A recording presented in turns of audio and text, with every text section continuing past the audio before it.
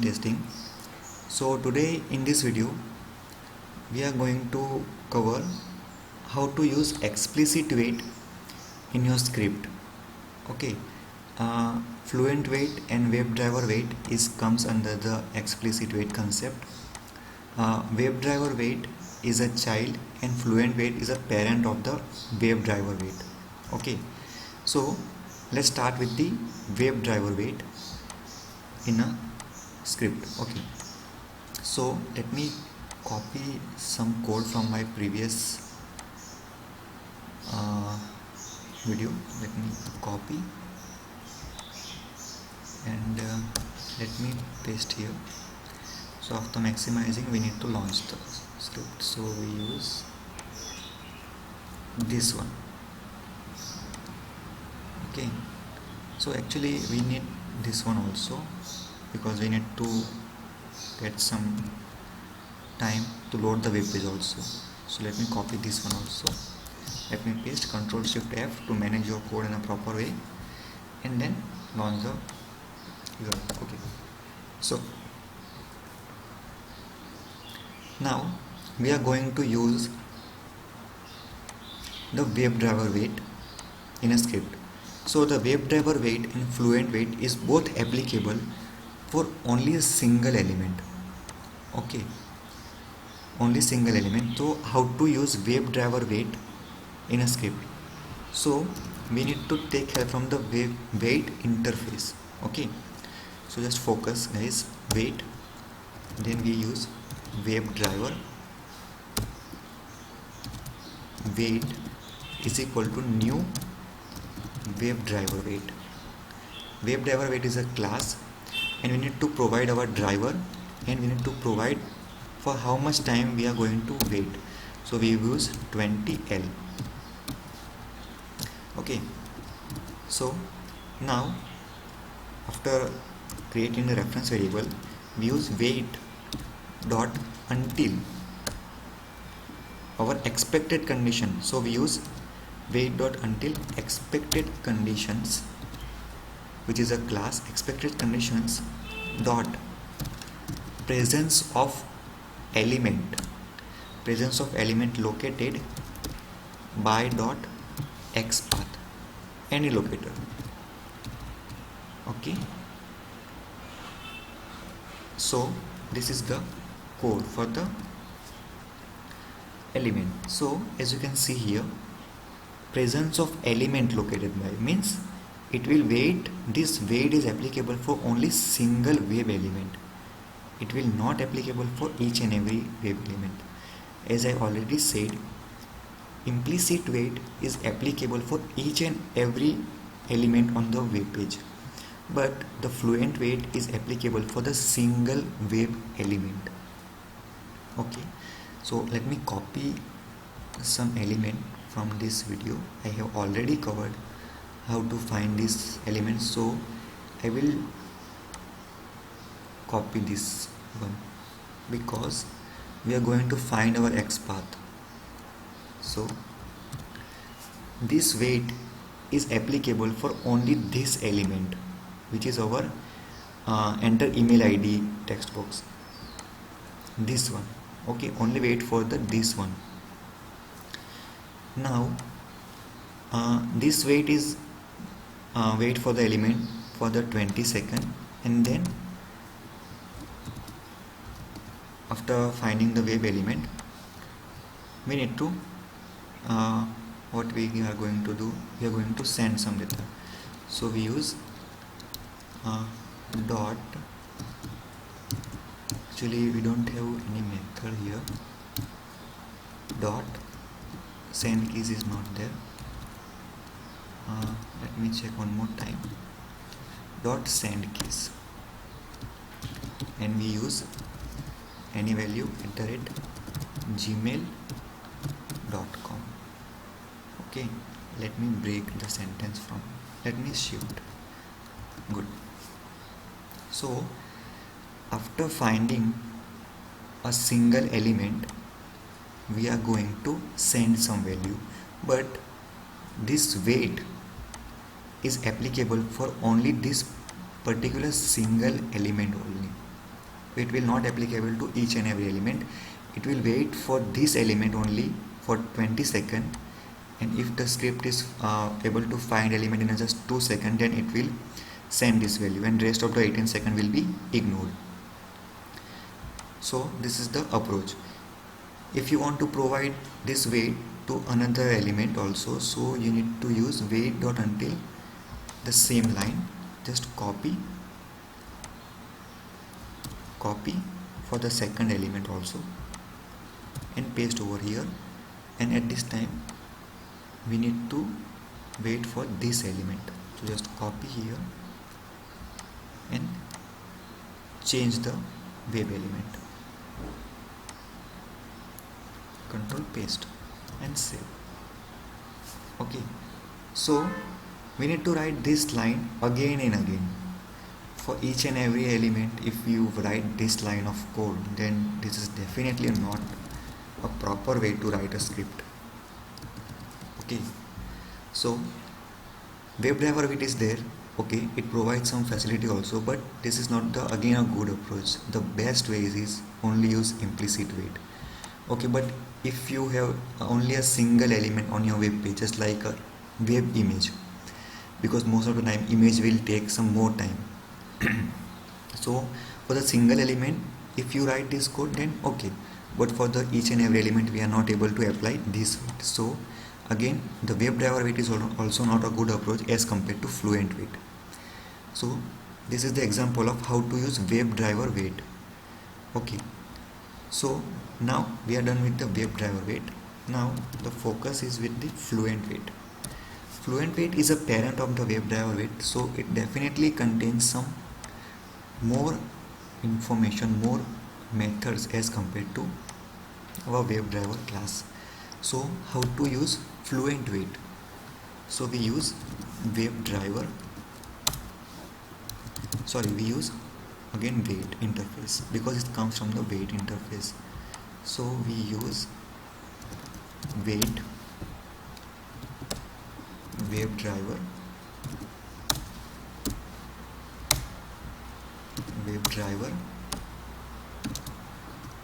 wait 1 is equal to new Fluent wait.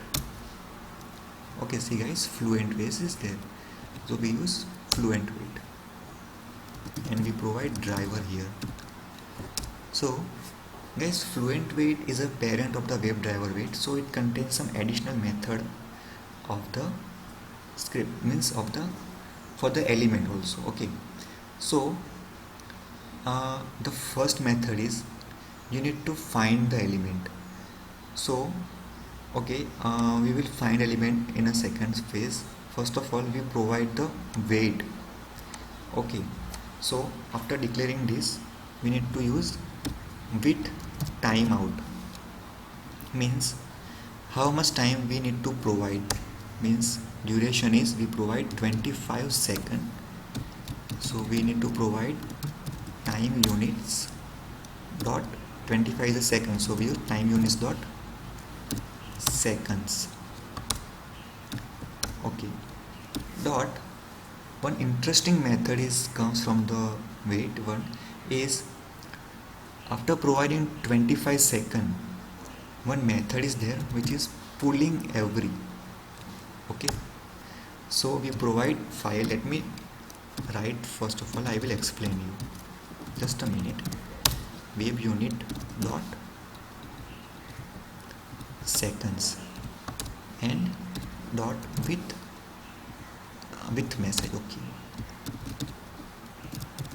time over or whatever, it's depend on you.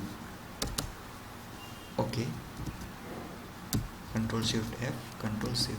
Okay, I think Control Shift F is not good for this approach. Let me as it is. Okay, so this is the second way to use Fluent wait. Okay, the meaning of 3 line is, first thing is we need to define the wait for the web element. Okay, we defined it with the 25 second is the wait for the element. Okay, the second line is pulling every. It means we provide a 25 second as a wait. In between the 25 second, at every 5 second it will go and check the element is present or not. Okay, if I will write 3L, it means from this 25 second it will go at every 3 second and search the presented element is come or not. And after a 25 second, if the present is not present, if sorry the wave element is not present on the screen, then it will show this message, time over, and the element is not present. So this is the only stage. Now we need to call the performer, means our wave element. So we use wait1 dot until expected conditions dot presence of element located by dot xpath, and after finding the xpath we use send keys. Send keys again, this is the password, so we use some characters, some number, and some special symbols. Okay, let me split it from here, Control C. Okay, so Fluent Wait is a parent class of the WebDriver Wait, so that's why it contains some additional information, just like pulling every in the sense from this 25 second it will go at every 3 second and try to find our wave element. Okay, let me provide the wave element. I just forget. Let me copy this element and paste here. Let me paste and save. Okay, so at this time what happened, guys? We created WebDriver Wait and we provide 2 element with the WebDriver Wait, but to provide more element WebDriver Wait we need to write this line again and again and again, so this is not a good approach. Okay, second one is a Fluent Wait. Fluent Wait contains some additional information, just like bit timeout, pulling every, so this is a very good wait, but again this wait is also applicable for a single element. So again, if we need to provide this element, okay, I will provide this element, this wait for the button also. Let me paste, and we have method dot click, and let me copy the button also. Okay, I think this is the password. Let me change. This one is the password and this one is the button. Okay, now we are good to go. Okay, so first 2 element contain WebDriver Wait and second 2 element have which wait? Fluent Wait. For the first 2 element it will wait for the 20 second, and if the element is found in 2 seconds, then rest of the 18 second will be ignored. Okay, so and these 2 element, our password text box and our button, if the element is present in our, if we provided a 25 second as a wait, but if our value element is present in only 5 seconds, then rest of the 20 second will be ignored. And the additional feature is it will going to search at every 3 seconds and try to search our web element on the web page. So this is the example of the WebDriver Wait and a Fluent Wait. The both wait is a very good, as if we see the features of the web element. So this contains a very good some features, just like pulling every, but we need to write this sentence again and again. And if you have a 50 element on a web page, so this is not a good approach now. We write this line for the 50 times. Okay, so the best approach is only use this implicitly wait, but as I already said, if you have only one element, just like some high image, it may be for the 10 MB or 15 MB, so definitely it will take some time. So for only one element, if you use any one from this, so is it okay? for the only one single element.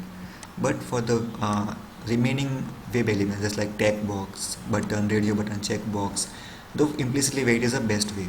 But if you have any image who takes some more time, only a single element on a web page which will take some more time, so for the particular web element, this weight is a best way. The best way is use only fluent weight, because it contains this method, pulling every. Okay, so the difference between WebDriver weight and fluent weight is there. Fluent weight contains some more method as compared to WebDriver weight. So in this case, a very famous interview question comes: if you provide implicit weight as well as WebDriver weight or fluent weight, so which weight is applicable for the web element? Okay, in this video we provide this weight for the two element and this weight for the two element. So but in a real time we use only any one for the web element.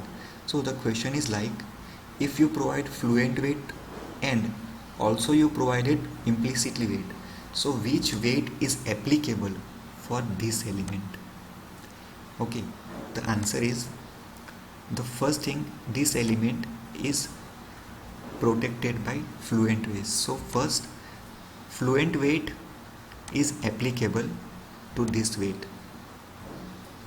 Okay, fluent weight is applicable to this weight, and it will, after finding the element, it will send the keys.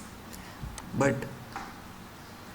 if you don't send keys, if you don't use this method, so it will applicable for implicitly weight also. In this case, it will applicable for only fluent weight. Means if your element is found in 25 seconds, then it will send the data, otherwise it will throw an error. Okay, so this is the difference between, so this is the answer. Means if you provide implicitly weight and explicit weight in your script, so which weight is applicable to your web element? So the answer is, fluent weight is applicable, and then implicitly weight is also applicable to your element. So let me save this and let me run this. At this time our script is completely executed because we provide two different weight, guys. Implicitly weight, WebDriver weight, and fluent weight also. So we didn't face any issue. Let's see what will the output.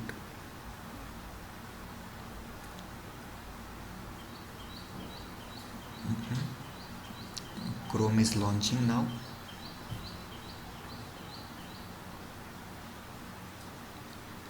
It will maximize the screen and then start the execution, and then launch the URL and then start the execution.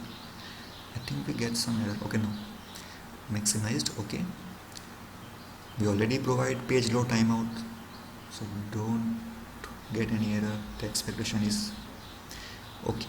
As you can see on the screen, we got success. Very good. So this is the example of WebDriver weight and fluent weight. The best way is fluent weight as compared to WebDriver weight, but the condition is if you have only one element which takes some unexpected time. So for the single element, fluent weight is the best approach, but if you have a more than one element, then simple thing, provide the implicit weight. Okay guys, so I hope you get some idea from this video. If you have still confusion, please comment me. I will try to solve your confusion, and I will also create a one blog, and I will paste just complete code into my blog, and I will share the link of the blog in the description box. So if you get some confusion, then please watch my blog also. You get some idea from the blog also. Okay, and if you have still confusion, please feel free to reach out me. Okay, Please share your suggestions or share your new ideas, whatever you feel. Please share with the comment section. And thank you so much for watching this video, guys. I will just try to clear some doubts using this weight. Okay, so as I said, WebDriver weight is also good, Fluent weight is also good, but this both weight is applicable for the single element. So if you want to provide a weight for only single element, so I recommend it to use Fluent weight. Otherwise, if you have more than 10 elements or more than 5 elements, then implicitly weight is a very good approach. Okay, so I hope, guys, you get some idea from this video. If you like this video, then please click on the like button and subscribe to my channel. And if you have any doubt, please tell me through comment section. Thank you so much for watching this video, guys. Thank you.